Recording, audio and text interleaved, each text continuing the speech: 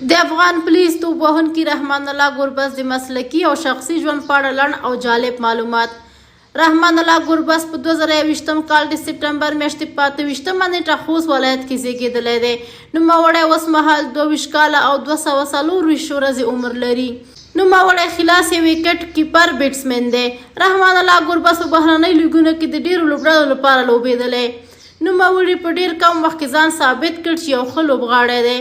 نوموړي په 2024 نړیوال جام کې د ډېرو منډو جوړولو بیټسمنانو په لیست کې لومړی مقام ترلاسه کړ چې دا د ګربز او افغانستان لپاره ویاړ ځای و. د رحمان الله ګربز د لوبو په اړه: رحمان الله ګربز یو ټیسټ لوبه ترسره کړې، 2 انګیزونه یې لوبولي او 50 منډې ترلاسه کړي. په ټیسټ لوبو کې زیات سکور 40 دی او همداشان رحمان الله ګربز 50 ورځې لوبې ترسره کړي چې 1480 منډې پکې ترلاسه کړي. رحمان الله ګربز په 50 ورځو لوبو کې په یو لوبه کې تر ټولو زیات سکور 151 دی. د یادولو وړ ده چې رحمان الله ګربز په 50 ورځو لوبو کې 6 سیلیزې او 55 ترلاسه کړي. د رحمان الله ګربز د 20 ورځو لوبو ته کتنه: رحمان الله ګربز 3 نړیوالې 20 ورځې لوبې ترسره کړي. نوموړي په 3 لوبو کې 1350 منډې ترلاسه کړي. رحمان الله ګربز په 20 ورځو لوبو کې په یو لوبه کې زیات سکور 100 رنزونه دي.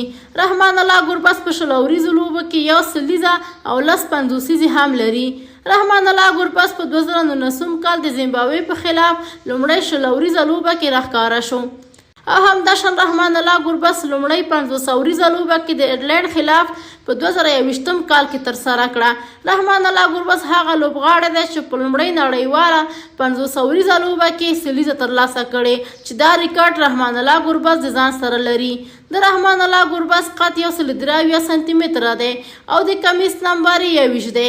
درنو لیدونکو که ویډیو مو خوښه شوې وي نو د نورو دوستانو سره هم شریکه کړئ.